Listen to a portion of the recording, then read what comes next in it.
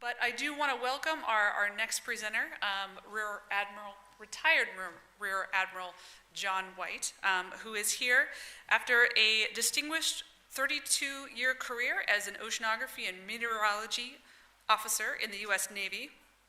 Retired Rear Admiral Jon White began as president and CEO of the Consortium for Ocean Leadership in January 2016, which represents over 95 member organizations from academia, industry, the nonprofit sector, advancing ocean science and technology through discovery, understanding, and action. Oh, that's a lot. That's all there is. He will discuss how a healthy ocean is critical to safeguarding our national, homeland, energy, food, water, and economic securities, as well as our public health and safety, a concept he refers to as ocean security. Please welcome Rear Admiral Jon White. Thank you. Thank you very much. All right. Really appreciate that. Very well done. So you go from someone who has her portrait in the National Portrait Gallery to someone who really wants to get a selfie made in front of that portrait in the National Portrait Gallery very soon. Which is actually just fine because, like she inferred, you don't need another pale, stale male whose painting is on the wall there. So it's very good. It's an honor to be here with all of you and also to certainly be here with Julie Packard. But yeah, so I am in love with Monterey. I have been. I got my master's degree at the Naval Postgraduate School here in Monterey back in 1991. Seems like it was yesterday, in oceanography and meteorology. And I'll come back to that later, but there's something about Monterey that really just, there's, the relationship between this area and the ocean is like nowhere else on the planet. And I think we have to take advantage of that going forward because, as we've heard about and as all of you know, there's a lot of work to be done. So with that, okay, so I'm going to talk about this thing, ocean security, for those reasons. As mentioned, I am in charge of a consortium of member institutions, including several in the Monterey Bay area, from the Hopkins Marine Station, don't want to leave them out, the Naval Postgraduate School, Mbare Mostaney Marine Lab, and UC Santa Cruz, and many others around the area as you go farther as well. Again, over 90, around 95 institutions from all these sectors. And really, so you say, well, what is a Navy Admiral, and what are you doing in this realm, those kind of things. Actually, this organization and much of our nation's ocean policy now has its roots from Admiral James Watkins, former four-star admiral, head of the Navy. Also, he was the Secretary of Energy, the head of the AIDS Task Force under President Clinton, and then he was the head of the U.S. Ocean Commission, or the U.S. Commission on Ocean Policy, started also under President Clinton and reported out under President Bush.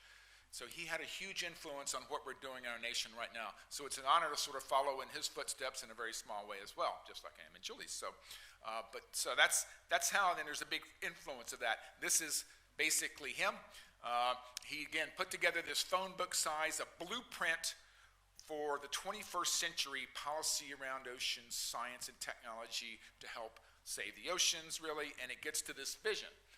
You can read the things that basically it says, our vision should be a healthy, a prosperous, a peaceful ocean that meets the needs of humanity and all other life on the planet.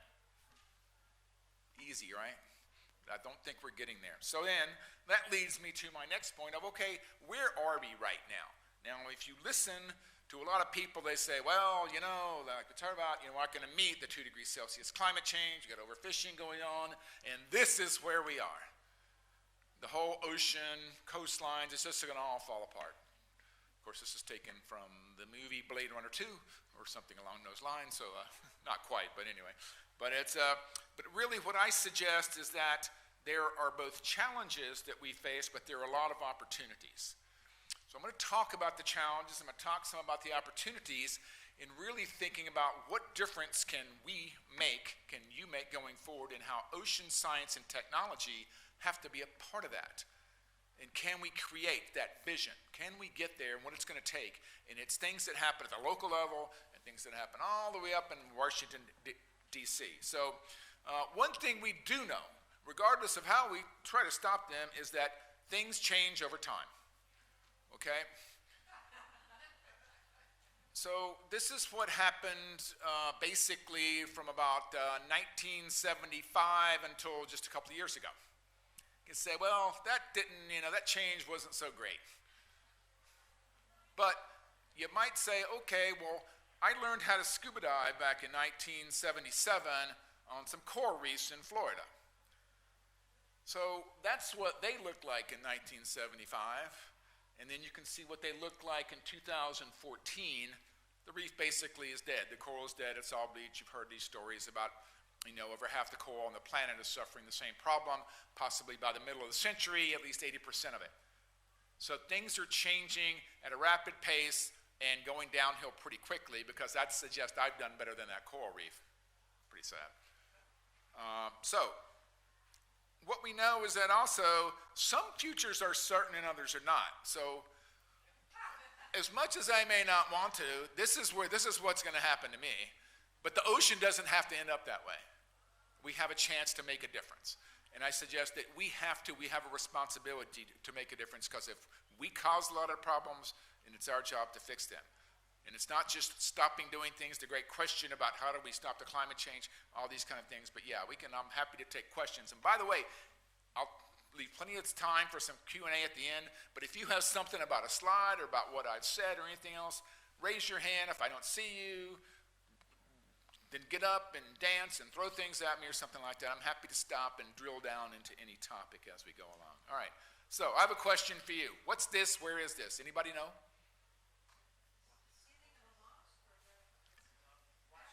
Washington, D.C. Somebody said, who was that? So anyway, where in Washington, D.C.? The Capitol, the rotunda of the Capitol. So just a week ago, 7 Congress people carried a basket of peaches, or articles of impeachment,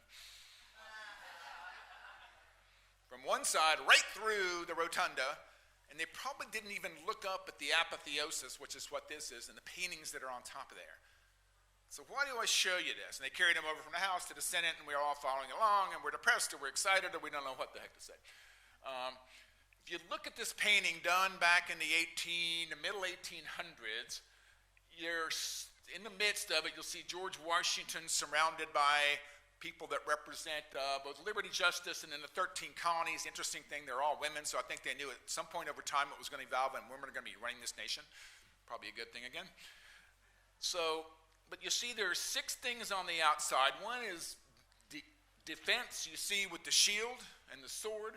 You go clockwise from that, and you have science with Ben Franklin and a rainbow. Then you have maritime interests with Neptune and a trident. Then you have commerce, and you have industry and technology with the smoke coming out of the train at about the 1 o'clock area, and then you get down to the 4 o'clock and you got agriculture. So the very founders of our nation understood that some of the sectors, the founding of this nation was based on 6 principal areas, including our national security, science, and we are a maritime nation. It means that we are ocean bound, we are ocean reliant. They understood that, but I will suggest that the people who walk back and forth between the Senate and the Congress and all over, they forget that. Just a thought. All right, so, but what they do think about are things like this.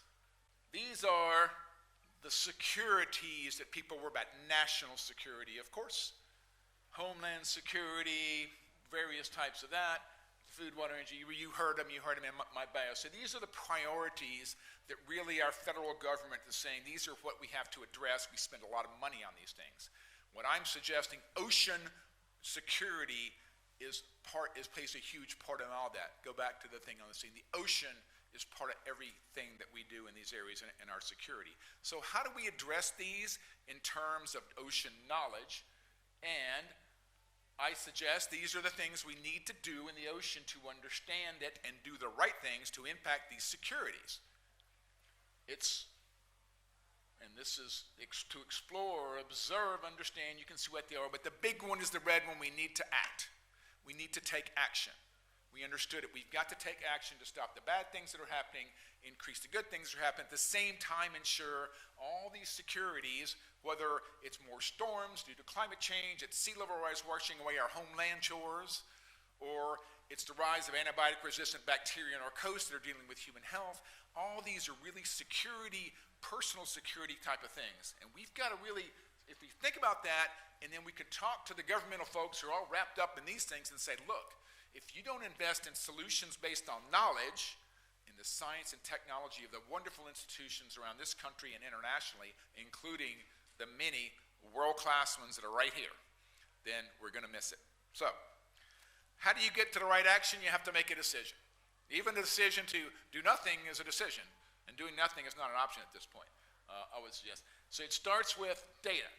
You build all this stuff, ships and things, you go to collect all this ocean data, atmospheric data, and then some people, and that's why we educate them at the institutions, you have to analyze that data. You have to use the MATLAB programs and all these. You have to go in and do the details, do the partial differential equations and all that to come up with, and then the hard part is in the middle there. How do you communicate that in terms of impact? How do you show what the impact's going to be? I learned that a lot in the Navy because no general, no admirals in charge of ships and submarines, planes, soldiers, whatever, wants to see an ocean chart with bright colors and all these things happening.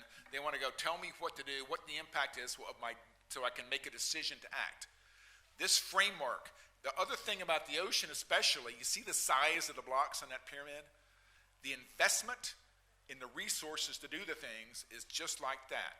It's expensive to gather data in the ocean.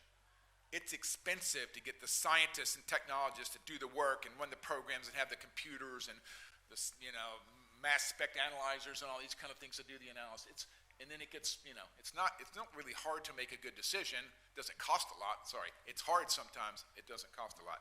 So that's a model that we need to understand, because if you don't invest in the base of the pyramid, we all know what happens, right? All falls apart. All right, national security.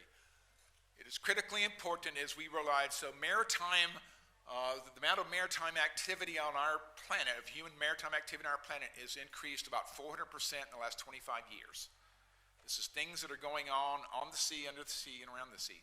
99% of the information passed across the internet goes through undersea cables.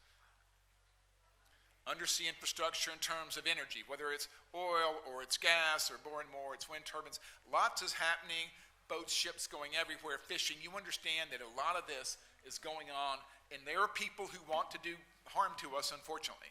So our national security, the national security of our allies and partners is still a critical thing, and we need to understand the ocean, because the best thing is to never have a conflict. One way to ensure that is to what? Have the other people know that they don't want to do it. Understanding, knowing the ocean is like having home field advantage at the away games and the home games. We need to maintain that home field advantage across our planet. If we do that, we can hopefully keep people in the maritime environment from threatening us. So that's part of it. That's why the Navy and folks has invested in sending people like me to school here in Monterey. What a horrible deal that was. To learn ocean science and apply that to national security. And just by the way, again, a lot of partnerships things go on in Monterey to develop new vessels, new ways to look at this to ensure we know the ocean better than anybody else, and they better leave us alone and our allies alone and just take care of themselves, and let's figure out a way to work together. Homeland Security. You think of, again, and it's not just the U.S. homeland. You'll see the bottom left picture there. That's a small island developmental state. Some might refer to them as small island disappearing states. These are islands in the Pacific, Kiribati, the Marshall Islands, and others that are already seeing their homes, their countries go away. They didn't cause the climate change, but they're the first people who are becoming the climate refugees. That is a homeland security for them. How do we provide that homeland security for the people, for the refugees, as well as for ourselves, our coastal populations, people that are impacted by fires, and all these kind of things. We owe that. We need to understand the ocean's role in all these issues going forward to ensure we can combat them. Maybe in some cases it's building giant types of dikes and seawalls like they did in the Netherlands there. That's to keep the high seas and the floods out. That's a $7 billion project to do the same thing just in Galveston Bay. Could you do it around the U.S.? Question. Does it work? It works extremely well.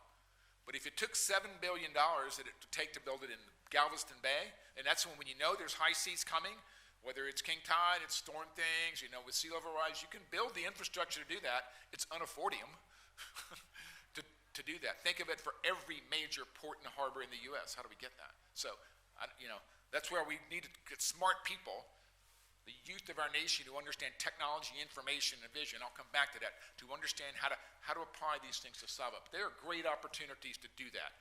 Visionary things of how do we develop our coastal communities to be more resilient. Some of it environmentally sound, but there are some points we're going to have to make hard decisions going up that chain. It may be time to move somewhere else. Look at what's happening. You've already read and heard about Venice right now, looking at ways to save Venice, make it even more than it is now, a maritime seagoing type of city. But these are huge things, the flooding in places like Norfolk. So there's Homeland Security interest.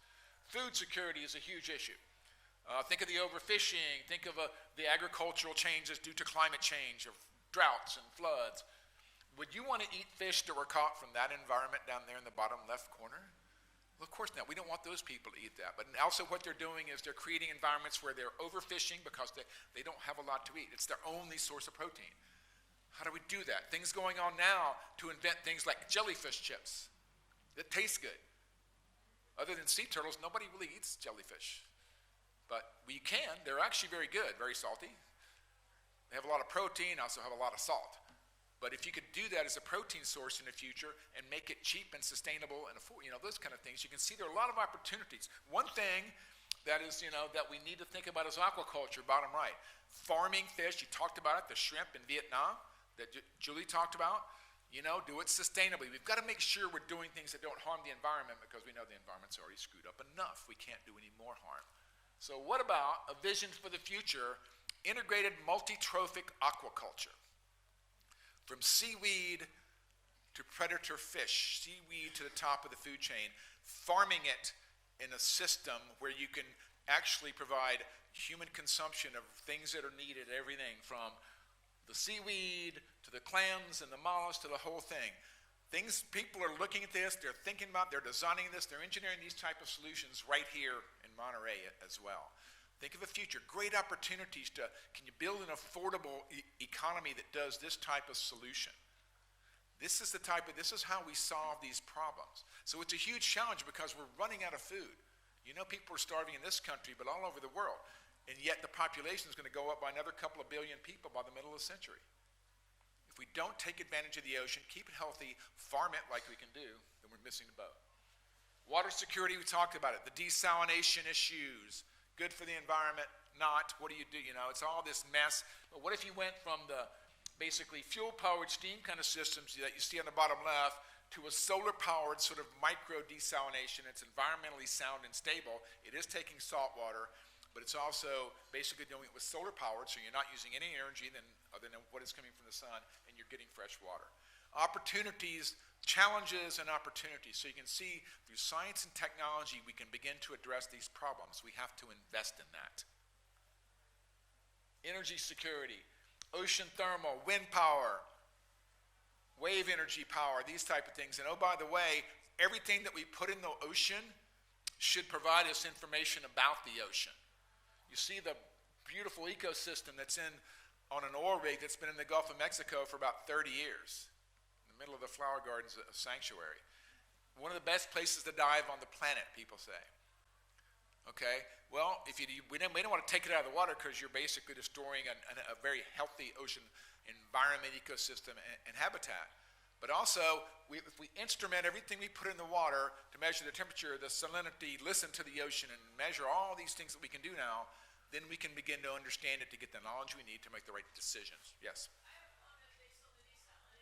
Yeah. The seawater, the brine discharge from the desalination actually is an energy source itself that's CO2 free. And in fact, the ocean is an energy source that's CO2 free because the high salt solution and the low salt solution actually create the maximum return. You can actually be making some could actually be making some CO2 free energy from the salt in the ocean. So that's awesome. I haven't heard that before. I do know that there are water-powered batteries that the Navy is looking at. It's probably the same technology, I presume. Where's that being done? Just out of curiosity, where's the research technology. Stanford University, they've done some Ah. solar batteries to fuel lights. Stanford University has shown that you can actually power city lights in a small village in Brazil, off the coast of Brazil, just with salt differences between an estuary and the freshwater. Also, in Australia, they're using the brine and allowing mirrors to heat it up with sunlight, and it creates a thermal steam turbine. So for a heat source. So there's lots of stuff one could do with the ocean salts. And so then you've got, not only are you making fresh water, then you're creating the brine that can be an energy source, a carbon-free energy source. We need a lot of people like her. And I'll come back to that in a bit too. So anyway, energy security, the human health issues, this gets into plastics and their impact on health of all organisms on the planet, the trash on beaches where they didn't make all that stuff, they may use a little bit but not that. But then we have these issues of organisms that provide sources of drugs and pharmaceuticals in the future that we don't even understand now. The supergiant amphipods in the top right that live in the deepest part of the ocean in the Mariana Trench, that for some reason their nerve cell activity might show us how to solve issues such as dementia and Alzheimer's in the future. Corals don't get cancer. Maybe if we don't kill them all in the next few years, we'll sort of figure that out and apply that to how to treat many of the cancers that we have. Recycling, of course, important, making things like shoes out of fishing line like they're doing now in many areas, these type of things. Great solutions, innovation to do that. But we've got this problem. You've got to get at the source. And it's not just saying, well, and this is great. The plastic thing, it's, people try to say, well, what changes have been made? Rapid, dramatic changes in the course of a few years on who's using the single-use plastic, straws and bags being outlawed in many areas. How do we get after that problem, though? It's waste management. It's looking at the sources of all this, smart ways to do it, not just biodegradable, but beneficial plastics in the future, or substances that can do the things that plastics do. So when they actually dissolve, they're things that are needed in the ocean or the environment, that type of stuff. The technology's there, you make it affordable. So either you tax the heck out of the normal plastics or whatever, but you actually provide incentives to do that. We can do those kind of things. The economies of many places being impacted. The Lionfish Explosion in the Gulf of Mexico and Caribbean. When I lived on Guam back in the 90s, my wife and I used to scuba diving. We loved seeing lionfish. You never saw them in the Keys. Now they're all over the Keys, the Caribbean, the Gulf of Mexico, and working their way up the East Coast. And they are displacing other species that are natural, creating havoc among food webs and things like that. Giant jellyfish showing up in the nets of Japanese fishermen because upstream from them in China, they've overfished sardines and anchovies. Never happened around here, maybe. And it created these jellyfish who used to be actually out-competed by the sardines and anchovies for their food source. Now they're fat, dumb, and happy and reproducing at a massive rate and going up the current and taking over many of the fishing areas. These type of things are happening. But what can we do? We have harmful algal blooms. You've seen them in San Francisco Bay. Warren Blob is playing at us. All these things are happening, but it's impacting economies in a big way. But then what are the opportunities to do that? Again, building things on the coastline, resilient coastlines, natural or moving away. Hotels underwater in the future. I still want to get somebody who has a lot of money, maybe Julie. Let's invest on an underwater hotel that is purely an underwater self-sustaining food, water, energy. Or maybe my real vision is Sea City 2030. UN Decade of Ocean Science starts in next year, in January 2021. What if we said, everybody talks about ocean moonshots. What if there was an ocean moonshot that said, we're going to have a federal city incorporated. We want to be doctors, lawyers, parents, schools, and everything. 10, maybe 20,000 people it's on and under the ocean. All the engineers, they got plenty of time, 10 years to figure it out. And by 10 years, we're going to cut the ribbon, and it's going to be self-sustaining. Everything that you need, food, water, energy, everything, clothes that you can make, whatever it may be, has to come from the ocean, except the occasional thing if there's an emergency or whatever. Could you do that? Would it gather the interest that we have to learn how, and Bob Ballard talks about this, we have to learn how, just like the whales went back to the ocean from land-based, we have to go back, we have to learn to live with and in and on and around the ocean. Could that be something that could really excite the world about Could we do this? Could we build Sea City 2030? Just a thought. Feel free to email me if you want, if you have more ideas about that kind of thing. It's hard. Solving these problems is not easy. We don't understand the Earth system. It's ice, it's air, it's climate, it's land, it's fires, it's floods. That's why we educate people to do that. And we have brilliant minds being educated, several of whom are in this room or that you know. They're trying to solve these problems, but it's really, really hard. So how do we do that? Wait, is this ships? I don't know. Where'd this slide? This is like my Navy brief. No, this one. Oh, wait, ocean research ships, that's still a lot. That's closer. But these are the ships. These are the most important ships that we can have. We need people, and I've heard this from secretaries saying, you need people in the White House at the top to be lead on these efforts internationally and nationally. We own this problem. I said, we caused a lot of these problems, we are causing them, we have to solve them. You understand this in Monterey, most of the world does not. Partnerships, I'll come back to. The stewardship, you get that. The stewards of the environment, things that we're talking, Julie talked about, Mayor talked about. The scholarship and the resources, the sponsorship of these things. These are the ships going forward we have to have, and we have to have a huge fleet of those ships, much larger than we have today. I'm going to focus on the partnership thing because that's what I was going to talk about a bit. Getting back to the ocean security piece there and there, well, if I take those things and turn them on the side, if I want to achieve a vision of that I talked about with the one laid out by Admiral Watkins, how do I do that? Doing these things is great. I have a vision to get there, but how do I get there? Right now, I suggest we need to get these people involved. These are the people who do these things, who pay for these things. It's the sectors. It's the federal and the state governments who have the most amount of money to actually do the science and technology to solve these problems. But then it's all the others. The academics have the academic minds. The intellectual capital and resources do that. Industry more and more is involved in realizing they own part of this problem. They want to invest in solutions, sustainable development, the decade of sustainable development, and philanthropy.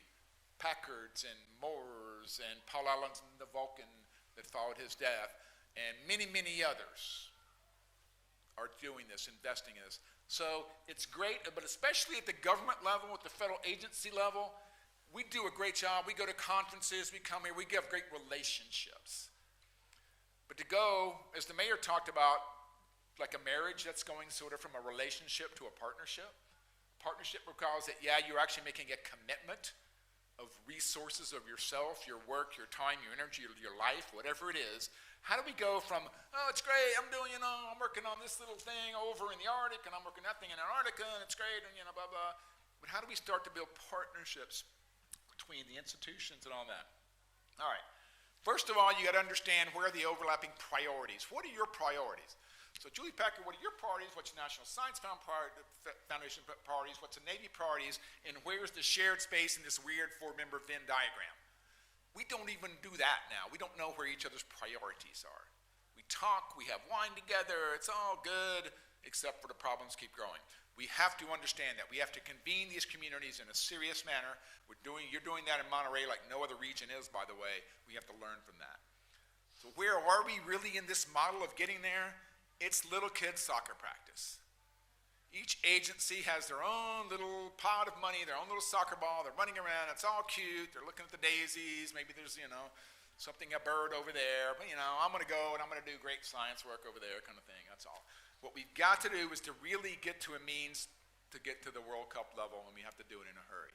We need teamwork like this to inform how we're going to go from this type of relationship between agencies and the funders of ocean science to this one. So, one way to do that is to really lead. I talked about the leadership and partnership to really put together a structure, and it has to start from the top, the leadership of all of these communities to sit down and say, we're serious about doing this and develop things to do it, and we need a strategy. We don't have an ocean science and technology strategy. We don't have an ocean strategy or maritime strategy in this nation. We don't have specific plans on how to get there. We do it in many areas. We have a national security strategy, put out by each administration, and Alan said, my peer competitors. We have a strategy for the long-range plan for nuclear science. Where's the ocean science? We need a strategy. So how do you do that? Well, you've got to get the leadership again. That's what we're trying to do. That's part of my job, is to try to get people to work together to develop that. There are opportunities that are well recognized.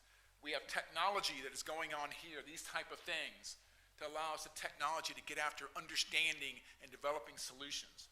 The science, and it's the science of all these things, environmental DNA, to go in and pick up a glass of water and determine what is in that water space within miles around it. How is it changing over time? Species come, species goes. What's the health of an ecosystem? You can really start to do that, and understanding the real genomics of an ecosystem. How are species changing due to toxins and plastics and climate change? How do we see this? How is the evolution happening?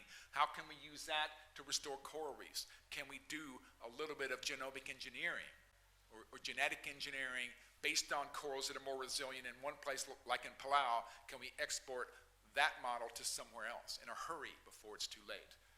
Great things. And behavior, it's behavior of what is in the ocean and human behavior. How do we get behavioral scientists and social scientists to say, what's going to grab people's attention? We did it with ocean plastics, nobody expected us. But it was things when they started cutting open whales and finding hundreds of pounds of trash and plastic inside of stomachs, and they started seeing pictures of turtles and sea otters and things with plastic all over them, or it died from a plastic bag, and we found plastic bags at the bottom of the Mariana Trench. I heard it was a CVS bag. I heard it was 5 miles deep in the ocean. It had a 2-mile long CVS receipt inside, but I don't know.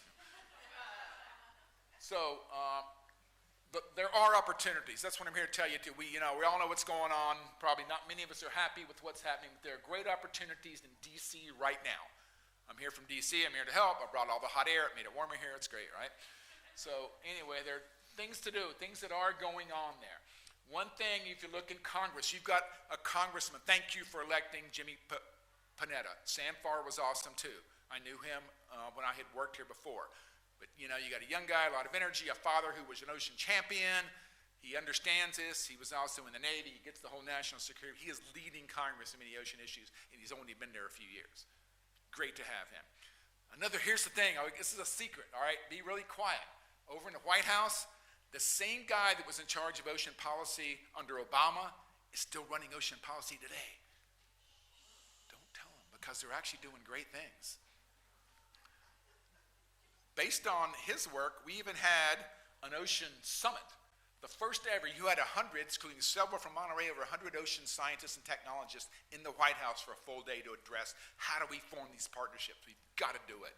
We understand the ocean problems. Even the president has signed some legislation around ocean trash and things.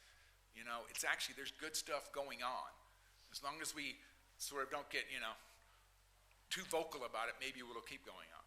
It was cool. I went to that summit, and this is inside of the one full day. In every chair there was this cool thing. There was a box of chocolate kisses there, signed by Trump. I've been trying to give away a kiss from Trump ever since then. I haven't been successful a single time. I didn't bring him out here because I didn't think anybody wanted a kiss from Trump, so I just left him there. Seriously though, we do it with things like are happening here in Monterey. I call it Monterey Ocean Magic. There is that ocean magic here, the Monterey magic that leads to a Whalefest, that leads to things that are happening here, the institutions here. The people care, you understand that. The beaches here, if you walk by and see a plastic bag, it won't be there long. You walk by, see a plastic bag, some beach in other parts of the country that I won't be specific on, it would be there probably for weeks, if not longer. How do we get the Monterey ocean magic and export that? We all have our personal stories about that and what is happening. Mine is, when I came to postgraduate school, I had a professor named Eugene Hatterley. Worked at the Hopkins Marine Station because he was a Navy diver back in World War II. He also taught classes at the Navy. This is him with the sheep crab. This is my syllabus from 1990 of the lab visits to the intertidal zone that was talked about by Julie and others. Understanding the magic of the ocean here in Monterey inspired me to stay in the Navy, to keep doing what I'm doing and doing what I'm doing now. It's because of my experiences here in Monterey. We have to use that Monterey ocean magic going forward. And because really, at the end of the day, ocean science is not, again, it's not just science for science sake. I can argue some of the science that we do. I could argue space science is science for science sake, because I don't think we're ever going to live on Mars or moon or Saturn anytime before our oceans are gone if we keep going at this pace. Space people, I know it's cool. Space Force, I don't know why, anyway. I would rather have an ocean force, by the way, Coast Guard, NOAA, but anyway, nobody listens to me, but maybe one of these days. That gets into the point I want to make right now. How many ocean scientists do we have in leadership jobs in state, local, and federal governments? Not many. We have one ocean engineer in Congress, none in the Senate. How do we bring, we have a lot of lawyers. I love lawyers, especially if I need one. But how do we balance that? We need scientists, atmospheric science. We need them leading, not just sitting around here looking for research jobs and having to work at Taste of Monterey because they can't find a job. So they're pouring wine or whatever. We need the smart scientists leading our nation. How do we transform that? How do you pick somebody who understands how to make energy? You know, maybe you ought to be a congressperson in the future, a senator, a president. I don't know. Why not? You know, we've got to, again, we need leadership in that. So when you think about the people that are here and how you're influenced and who you vote for and those kind of things, how do you influence to get more people who understand the problems, the challenges that we have, but also understand we have great minds that can solve them, that can see a future of a Miami that might look more like a Venice. People are talking about, let's raise the roads, let's raise the roads, let's raise the roads. In 30 years, we might not need roads in Miami. Probably in the metropolitan area, there aren't going to be any human-driven vehicles. It's all going to be automated Ubers, okay? You're going to have a virtual workforce. It's more and more you're not even going to go to work. You're going to sit at your apartment maybe over on the other side of Florida and do virtual working environments. Do we need the type of infrastructure that we have now, or can we envision an infrastructure of the future? It's hard for me to do that because most of the pale stale males like me drive looking at the rearview mirror. But where do we get the visionary young people to say, how do we solve that? We need leadership roles. And I would suggest that Major Tom got a little bit wrong. It's really about, there's a lot that we have to do. Thanks to efforts like here at the Whalefest, we need you. The whales need you. You know that. But everyone, our ocean, humanity, every piece of life on this planet needs you. And I believe we can do it. But if we only do it if we start to look at the really effective types of partnerships, local, regional, going forward, scientists in the right places, and just a focus and a priority on this as much as it is national security, space science, and everything else, because we can solve many of the problems we have from security to human health. So with that, I will just say it's an honor and pleasure to be here. Hopefully I've given you something to think about, and I've got about at least 5 minutes for questions, I believe, because, you know, it's got started a little late. Yes, ma'am? Talk about oil exploration in your organization. So oil exploration, and we have members from the energy sector. I am basically at the point of, we all got here probably today based on some type of a petroleum product, fact of life, you know. I don't like that. We need to change that as rapidly as we can. We're changing it rapidly in many areas. We need to be right. We need to be having batteries that are basically, things like that are made from water energy sources, the renewable energy sources. But in the meantime, we need to understand where the source is at. I think we need to stop oil like now. Natural gas, there's a lot of that out there. And we can run ships, cars, and everything on natural gas. It's much safer. It's much less damaging and damaging. And it produces much less of the greenhouse gases if we do it well. That's near term. Far term, we've got to rapidly get into electrical power and using the things that do that and power it with renewable sources. We need a strategy, a plan to do that. We can do it locally. People are doing it. The solar power, the wind power, all these winds issues, and a lot of stuff. But we don't want offshore turbines here. They screw up my view shed and blah, blah, blah, and they kill all the birds and bats. Well, not on the ocean, really, some on the land. But we got to address all these issues. There are great ways to actually resolve them. But we have to hold accountable those energy sources and companies, the industry, to say, what are you doing? What is your renewable plan?